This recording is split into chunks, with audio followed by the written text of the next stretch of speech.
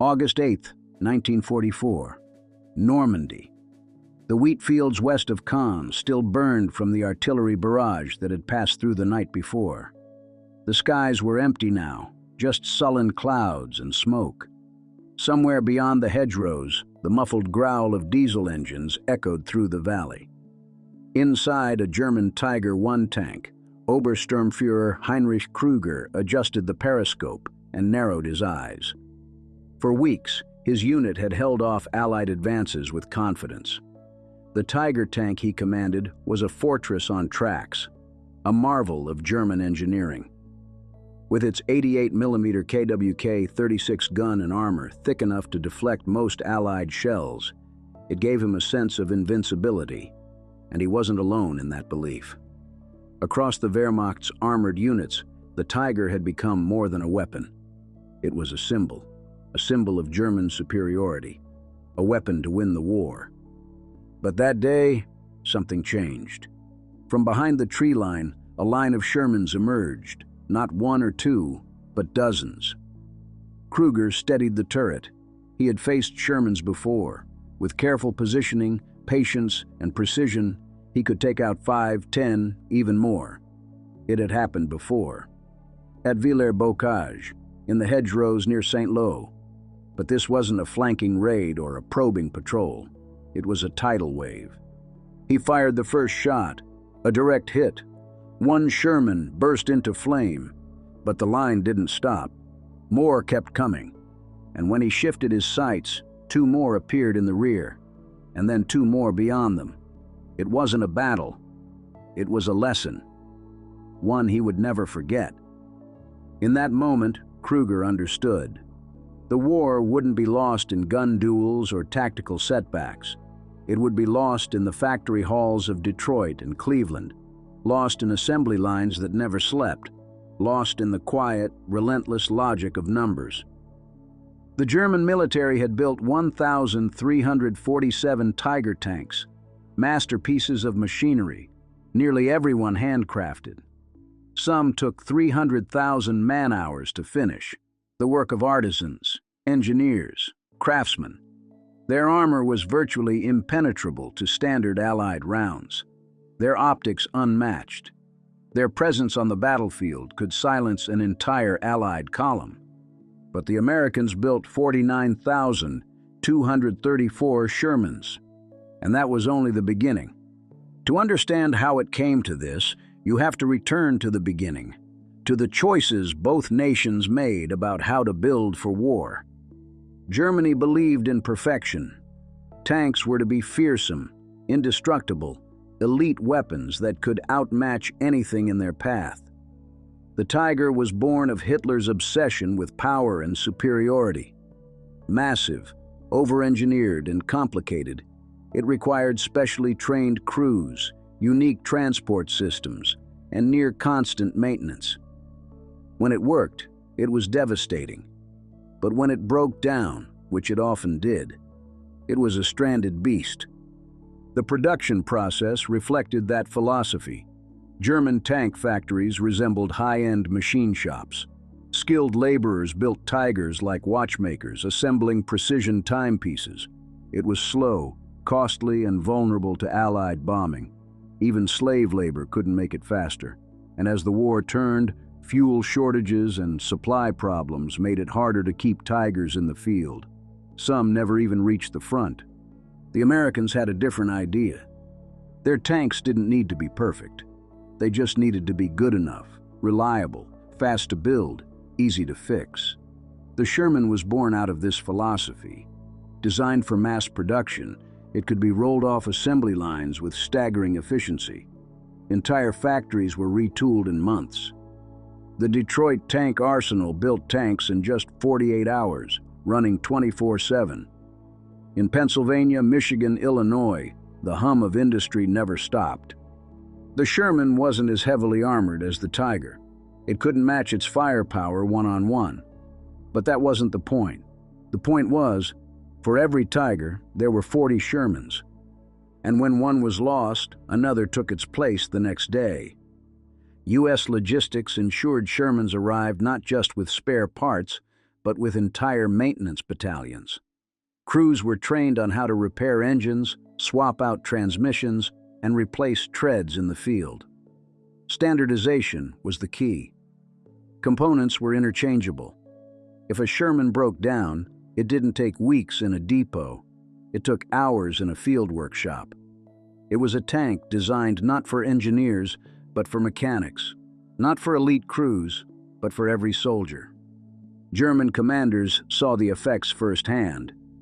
In battles like Falaise and the Ardennes, they watched as their precious Tigers fired, destroyed, and retreated, only to find the Shermans had returned by morning. Not the same ones, but it didn't matter. They kept coming, and they kept fighting. There's a moment in every war when the tide turns, not in a decisive victory, but in the quiet realization that something fundamental has shifted. For the German tankers, that moment came slowly, painfully, in the winter of 1944. At first, they took pride in their technical superiority. One Tiger could destroy 10 Shermans. They told themselves that numbers didn't matter, only skill and steel did. But over time, that confidence eroded, because even the best tank needs fuel. Even the best crew needs rest. And even the most fearsome machine can't stop a tide it can't see the end of. By early 1945, the numbers told their own story. German tank readiness had fallen below 30% across many battalions. Mechanics scavenged parts from destroyed tanks. Crews were forced to abandon Tigers because they lacked fuel, or because a single tread had snapped and there was no replacement. Meanwhile, American forces had more tanks than they could use. Some units had Shermans in reserve that outnumbered the entire tank force of a German division. It wasn't a fair fight. It wasn't supposed to be. This wasn't a duel. It was a demolition. And for the German tank crews, it was the beginning of the end. In the early years of World War II, the German Tiger tank was a beast unlike anything Allied soldiers had ever seen. When it first appeared on the battlefield in 1942 near Leningrad, Allied commanders were stunned. This was no ordinary armored vehicle. It was a fortress, weighing nearly 60 tons with frontal armor over 100 millimeters thick and an 88-millimeter cannon capable of punching through any Allied tank at over 1,000 yards. The Tiger was not just a tank. It was a psychological weapon. Crews in Shermans, Churchills, and T-34s learned quickly. If you saw a Tiger, you avoided it, or you died. German propaganda fueled the myth. Newsreels showed Tigers rolling through ruined cities, their guns blasting, enemy tanks burning in their wake. The Tiger became a symbol of Nazi invincibility, a mechanical monster that could stop any army in its tracks. But there was a flaw in the plan, and it wasn't something you could measure in armor thickness or gun length. It was in the math.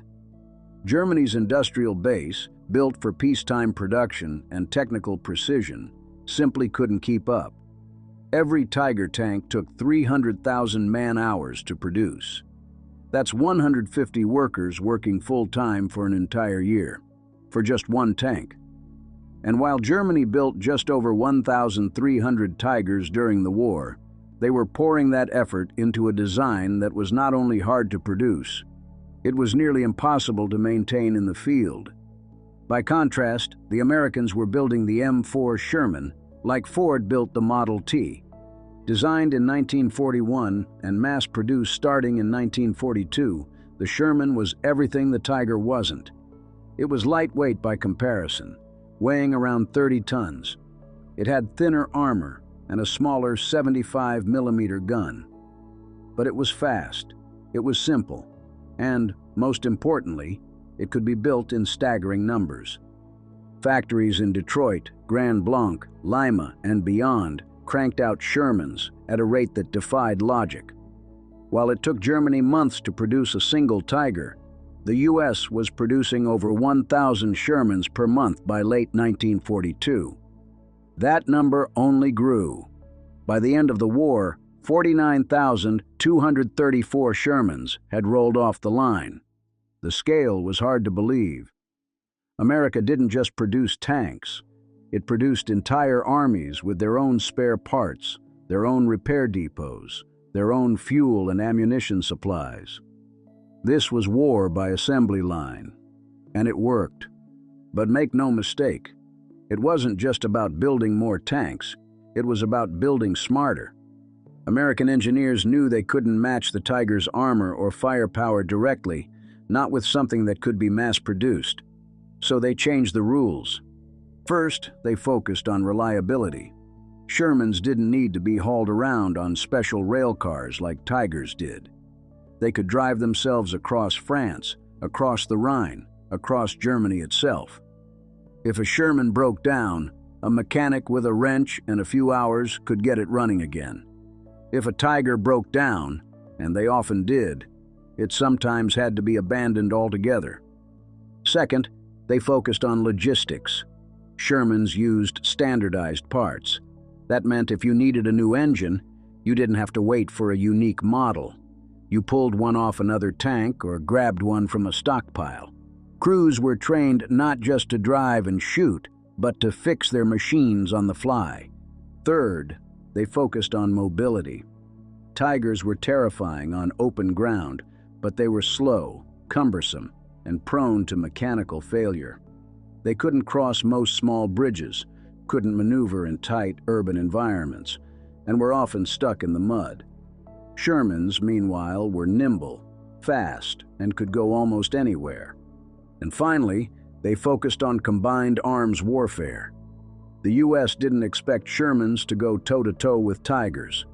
That was never the plan.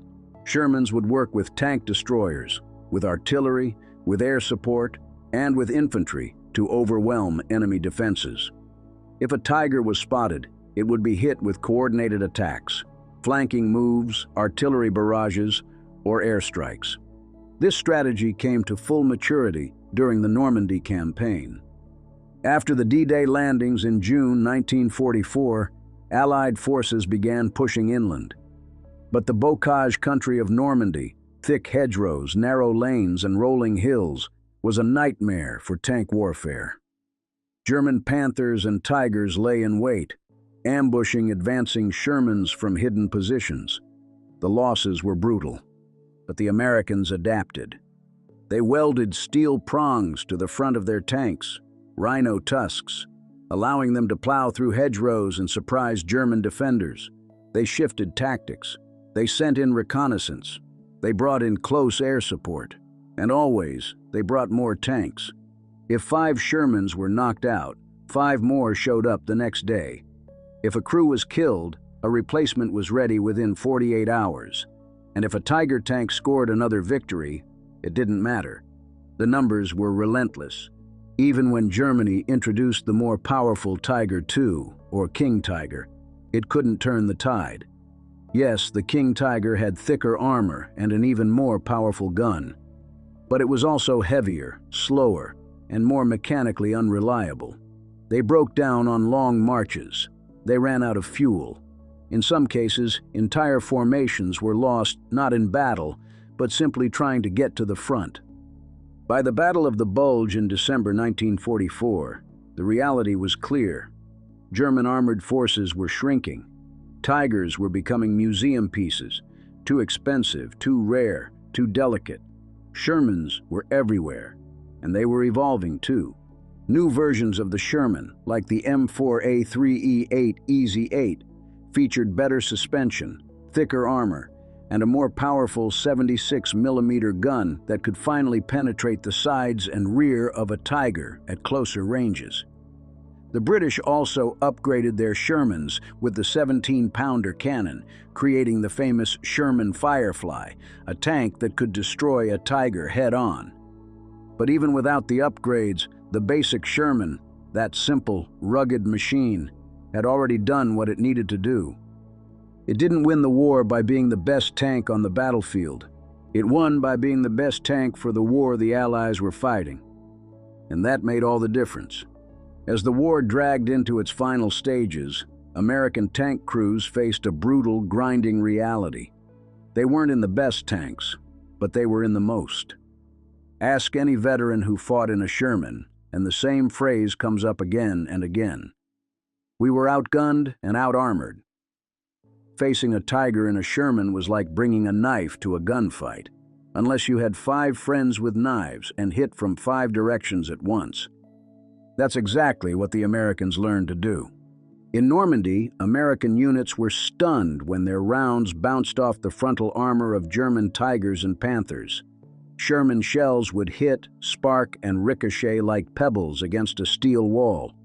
Sometimes the only option was to circle around and hit from the sides or rear. A dangerous, often suicidal maneuver. One Sherman would draw fire while the others moved to flank. It wasn't a duel, it was a coordinated ambush. This tactic became known as swarm and flank. It wasn't pretty, it wasn't glorious, but it worked. The best example?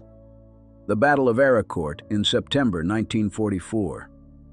There, the 4th Armored Division, under General John S. Wood, faced off against a surprise German armored counterattack spearheaded by Panthers. The Germans had the advantage. Better tanks, more armor, superior firepower, but the Americans had air superiority, better reconnaissance, and crucially, flexibility. Using a mix of Shermans, tank destroyers like the M18 Hellcat, and coordinated artillery, the Americans turned what should have been a disaster into a rout. Over 11 days, the U.S. forces destroyed 86 German tanks while losing just 25 of their own. And many of the American crews were fresh, some barely out of training. What made the difference? Communication, maneuverability, and the ability to repair and rejoin the fight faster than the Germans could regroup. That's the secret of the Sherman story. It wasn't just the tank. It was the system around it. When a Tiger broke down, which happened constantly, it required a specialized recovery vehicle or even another Tiger to tow it. If one track was damaged, the whole tank became immobile. And because parts weren't interchangeable, many Tigers were abandoned by their own crews when damaged beyond field repair. Shermans?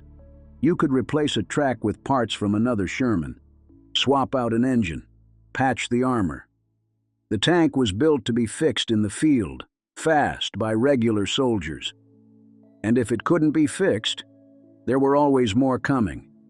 It became a war of attrition, and the Germans, for all their technical brilliance, couldn't keep up.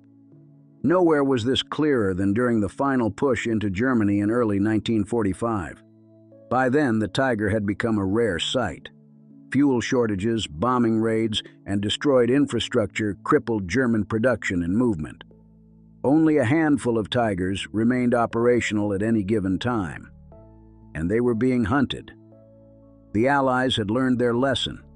When intelligence reports hinted at a Tiger in the area, air support was called in. Fighter bombers like the P-47 Thunderbolt, known as the Jug, would sweep in low, dropping bombs or firing armor-piercing rockets. A single hit on the Tiger's engine deck could knock it out.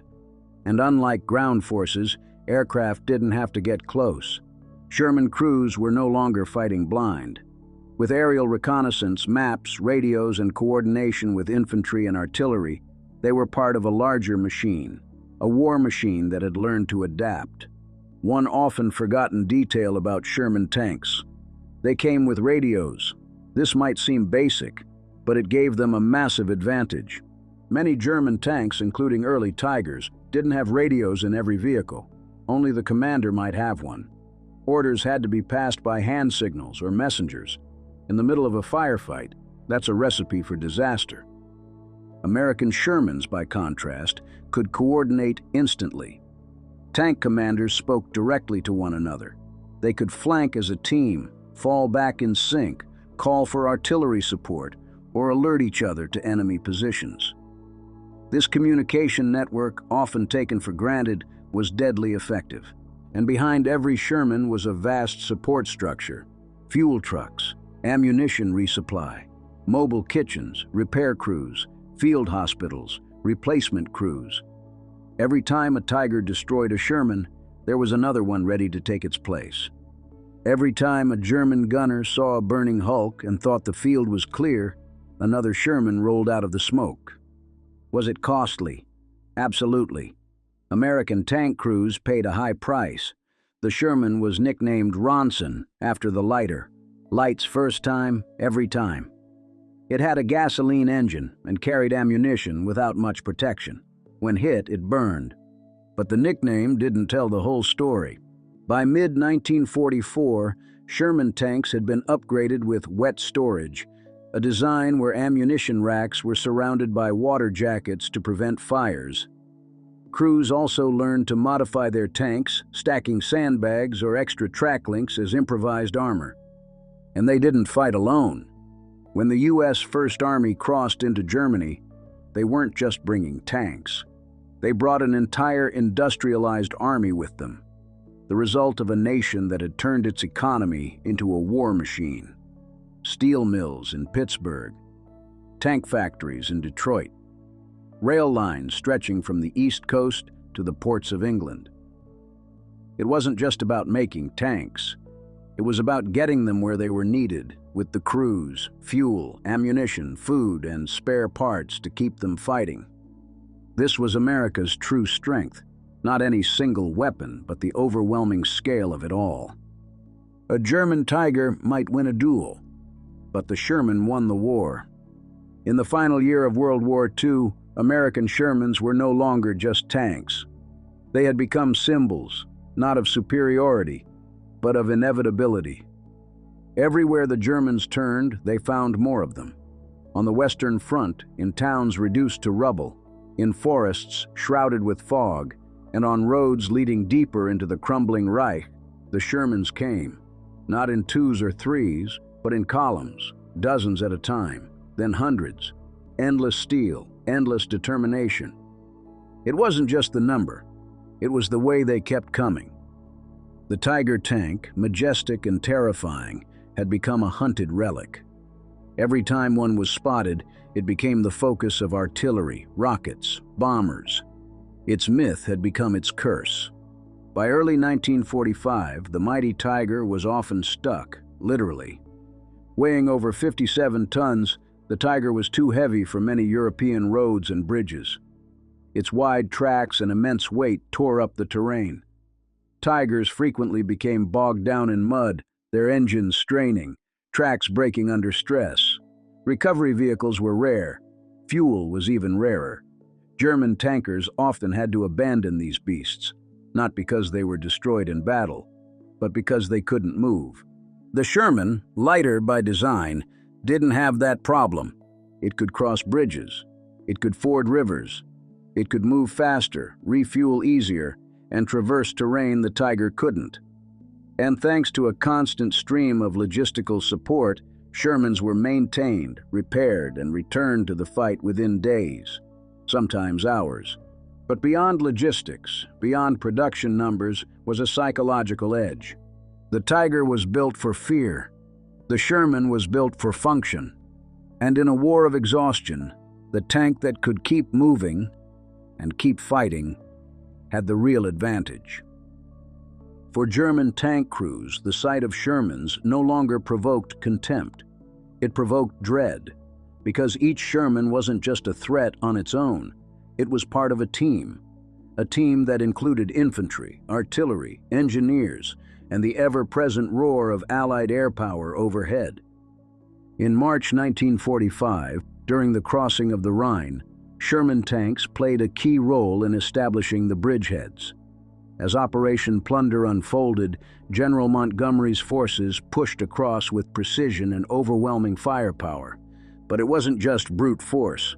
Amphibious Shermans, modified with flotation devices known as DD tanks, swam across the river under the cover of darkness and smoke. Infantrymen in small craft followed. Then came the engineers with pontoon bridges, then more Shermans. The Germans, caught off guard, realized something devastating. The Americans weren't slowing down. They were accelerating. Tigers and Panthers tried to stem the tide. They held key crossroads, ambushed advancing columns, laid traps in villages, and sometimes they succeeded. But their victories were temporary. Every time a Tiger knocked out a Sherman, another one appeared, then another, and another, until the Tiger was flanked, bracketed by artillery, swarmed by infantry with bazookas, or simply run out of fuel and left to rot on the roadside. Some German units began to refer to Shermans as cockroaches. No matter how many you killed, more came. You couldn't get rid of them. You couldn't rest. The swarm was always out there, growing, surrounding, closing in. And this wasn't just happening in the West. On the Eastern Front, the Soviets were steamrolling through Poland and into East Prussia with thousands of T-34s, another medium tank that emphasized numbers, mobility, and ease of production. It was the same nightmare from a different direction. Germany had spent years perfecting its machines: the Tiger, the Panther, the King Tiger, engineering masterpieces. But they were also maintenance nightmares, fuel hogs, and too few in number to make a difference anymore. On April 11, 1945, the U.S. 3rd Armored Division, nicknamed Spearhead, was among the first to reach the outskirts of Leipzig. Leading the charge were columns of Shermans, rolling through shattered towns and countryside littered with wreckage. By then, the Tiger was nearly extinct on the battlefield. The Allies had destroyed or captured most of them.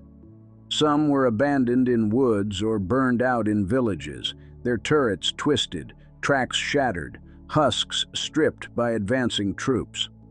The symbol of Nazi invincibility had become another burned-out reminder of a failed war machine. Inside the Sherman crews, there was no celebration. For all their victories, they had paid dearly. Many had seen friends incinerated inside tanks. They had buried fellow soldiers after roadside ambushes. They had watched Tigers vaporize Shermans with a single hit. They knew their odds in a one-on-one fight, and they accepted them. But they also knew their role in something bigger, a machine of war that, for all its flaws, kept moving forward. Every time a Sherman burned, another rolled off a landing craft in France, or out of a train in Belgium, or down a road into the heart of Germany. And those crews knew something else. They were winning. The war was ending. The myth of German armored invincibility had collapsed under the weight of American industry and Allied coordination. The Tiger was not slain in glorious combat. It was buried under an avalanche of mass production. When the fighting stopped on May 8, 1945, the statistics told the story. Germany had built 1,347 Tiger I tanks. America had built over 49,000 Shermans. It wasn't about which tank was better. It was about which army could fight longer, move faster, replace losses, and adapt to the battlefield. The Tiger was a hunter. The Sherman was a factory on tracks, and the factory won. By April 1945, the German war machine was in collapse. The Wehrmacht was fragmented. Cities were falling. The Rhine had been crossed. The U.S. Army was racing toward the Elbe River, and behind those spearheads were endless convoys of trucks, artillery, infantry, and Shermans. Always the Shermans. The numbers had become overwhelming. In some sectors, American forces fielded 3 to 4 times as many tanks as the Germans could muster. And where the Tigers once inspired awe, they now sparked only desperation. In the town of Dessau, just weeks before the German surrender, American units advancing toward the Elbe encountered dug-in German forces supported by a few remaining Panthers and a lone Tiger. But this time, the outcome was never in doubt. The Shermans came in waves, backed by tank destroyers, covered by artillery, flanked by infantry. The Tiger fired. It destroyed a Sherman in a single shot, then another. Then it vanished beneath a wall of 105mm shells and smoke. When the American infantry reached the wreck, they found the crew dead inside, their tank disabled not by superior tactics or even direct fire, but by the sheer weight of numbers. too many enemies, not enough time, not enough support. It was a metaphor for the war itself.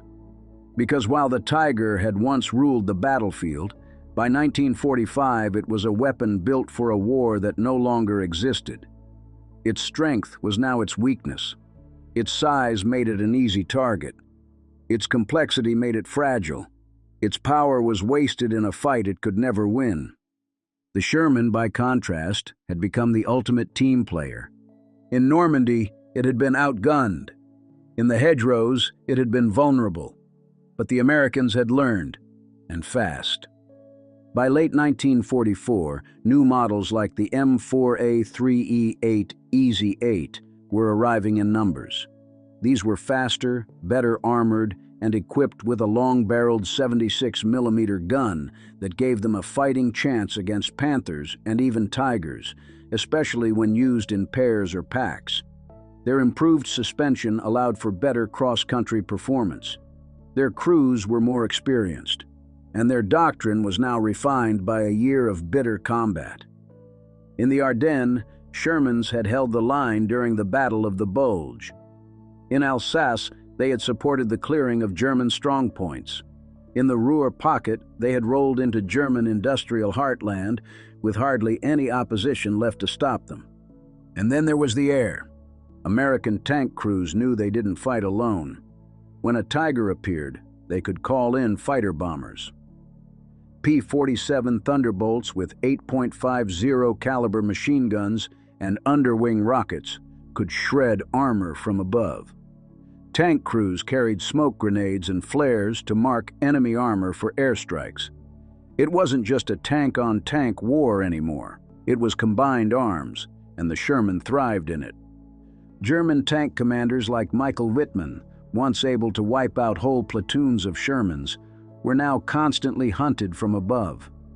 Wittmann himself had been killed in Normandy in 1944 when his Tiger was destroyed by a British Firefly, possibly with air support. The battlefield had shifted, not just in terrain, but in concept. By the end, most Tigers weren't destroyed in glorious duels. They were abandoned, destroyed by engineers, demolished by retreating crews who no longer had fuel or ammunition. Their burned-out hulks littered roadsides and fields, mute reminders of a strategy built on quality over quantity and beaten by the opposite. After Germany surrendered on May 8, 1945, Allied forces began taking stock of the battlefield. The statistics were staggering. Of the 1,347 Tiger I tanks built during the entire war, almost all had been destroyed. Less than a dozen were captured intact. Some were sent to Aberdeen Proving Ground for testing. Others were studied and scrapped. The U.S. had produced over 49,000 Shermans of all types by war's end. And despite their shortcomings, they had won. Not because they were better, but because they were good enough, and they were there in force. In post-war interviews, German officers frequently commented on the power of American logistics. General Heinz Guderian, architect of German blitzkrieg tactics, lamented that Germany had over-engineered its tanks. They had built too few, too late, and with too many mechanical problems. The Americans, on the other hand, had built tanks the way they built cars. Fast, reliable, mass-produced. Every tank came with spare parts, trained crews, and a support network that could repair or replace vehicles almost as quickly as they were lost. And the men inside the Shermans? They weren't elite. They weren't chosen. Most had been mechanics, farmers, college students, or clerks just months before. But they had trained hard. They had learned. They had adapted. And most importantly, they had each other. Sherman crews didn't win battles alone. They fought in coordination. One Sherman would draw fire, another would flank. A third would mark targets for artillery. Infantry would advance behind them. Engineers would clear paths. Air support would destroy strongpoints. It wasn't a duel, it was a system. And that system, once refined, became unstoppable. In the end, it wasn't the biggest gun or the thickest armor that won World War II. It was production, coordination, adaptability, and endurance. Germany built 1,347 Tiger tanks. America built over 49,000 Shermans. And in doing so, America didn't just defeat the German tank force, it overwhelmed it. In museums today, you can find both machines. The Tiger sits, massive and intimidating, a monument to engineering and ambition. The Sherman sits too, smaller, simpler, and far more numerous. A monument to industry, grit, and a kind of quiet heroism that rarely gets headlines. But on the battlefields of Europe, it was the Sherman that crossed the Rhine. It was the Sherman that rolled into Cologne. It was the Sherman that parked in front of the Elbe River and watched Soviet troops approach from the east. The Tiger had ruled the field. The Sherman won the war. In the final days of World War II, as Allied forces moved deeper into the heart of the shattered Third Reich, the battlefields told their own story. A story not just of destruction and victory, but of two very different ideas of how wars are fought and won. The wreckage of Tiger tanks, once symbols of German dominance, now littered the countryside. Some burned out, some blown apart by artillery, some simply abandoned when they ran out of fuel. Their thick armor, precision optics, and monstrous guns were no match for a reality where one tank wasn't enough, and 10 Shermans were waiting around the corner. Germany had gambled on technology, on fear, on building machines so terrifying, so invincible, that they could hold back the tide. But war is not static, and neither is technology. What matters isn't just how strong your weapon is. It's how many you have, how often you can use them, and how well they work together. By 1945, America had answered all those questions. It had produced tens of thousands of tanks. It had built a military that ran on logistics, not heroics. It had created a war machine where tanks didn't fight alone. They fought as part of a seamless machine. Planes, infantry, engineers, artillery, radios, medics, all working in concert to overwhelm the enemy. And it worked. Because by the time the last Tigers rolled into battle, they were no longer feared gods of war. They were hunted prey.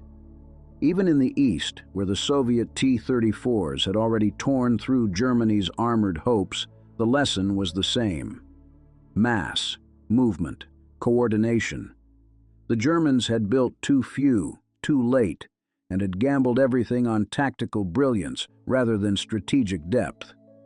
Meanwhile, the Sherman, mocked by many for its supposed inferiority, had become the workhorse of the free world. It liberated France. It stormed Italy, it crossed the Rhine, it climbed the Alps and roared into Berlin's suburbs. And when the war finally ended, it was the Sherman that rolled into the towns and cities of a defeated Germany. Not alone, not in glory, but in squadrons, dirty, battle-scarred, worn from months of fighting, but still running, still moving forward. That was the difference. Because the Tiger may have won the duel, but the Sherman won the campaign. Ask any veteran, and they'll tell you, war isn't fair. You don't always get the best gear. You don't always get the perfect situation. What matters is that your equipment works when it counts, and that the man next to you is still standing when the fight ends. And by that measure, the Sherman earned its place in history. It was easy to maintain. It was fast. It could be repaired in the field, swapped out, or upgraded. It could be built in mass, not dozens, but thousands, every month. It was crewed by young men from Texas, Pennsylvania, Iowa, California, many of whom had never seen a tank before the war. They learned, they adapted, they fought, they died, but they kept coming. Not because they were fearless, but because they were prepared. The Sherman wasn't the hero of the story because it was perfect. It was the hero because it was good enough, and there were enough of them to get the job done. And that's the point. Victory in World War II didn't come from one genius idea or one super weapon. It came from sacrifice, scale, and strategy. From an entire nation retooled for war. From factories that turned out tanks like Detroit once turned out cars. From railroads and convoys and shipping routes that made sure a crew that lost a Sherman on Tuesday had a new one by Friday. That's how you win a world war. Not by building 1,347 Tigers, but by building 49,234 Shermans and putting them in the hands of soldiers who knew they had a mission to finish. And those soldiers did finish it. They broke the Siegfried Line. They crossed into Germany. They freed concentration camps. They stared down what was left of the German army and kept moving forward. The Tiger, for all its menace, became a footnote. The Sherman became a legacy. Today, in memorial parks and military museums across Europe and the United States, you can still find these tanks. The Tiger draws crowds. It looks powerful, intimidating, iconic. But often, it sits alone. The Sherman? You'll find it parked proudly in small towns and major cities, in front of VFW halls, on parade floats, in the photographs of grinning veterans who once leaned out of its hatches. You'll find it in Normandy, in Bastogne, in Berlin. Not as a monument to fear, but as a reminder of what wins wars: resilience, teamwork, and the will to keep pushing forward. Germany built the Tiger to terrify its enemies. America built the Sherman to win a war, and it did. As we look back on these battles, on the steel giants that roared across Europe, and the ordinary young men who became extraordinary heroes, we remember that history doesn't live in textbooks. It lives in stories, it lives in memory, and it lives on because you choose to keep it alive. If you believe these stories matter, the men who fought them, the machines they fought in, the families who waited, and the freedom they preserved, help us keep their memory burning bright. Subscribe to Ghosts of WWII. Our mission is to honor the soldiers, preserve their legacy, and tell the untold stories of courage, sacrifice, and grit from the greatest generation. Like this video. Leave a comment below. We read everyone, and hit that notification bell so you never miss a story from the front lines of history. This isn't just history. This is memory. This is legacy. This is Ghosts of World War II.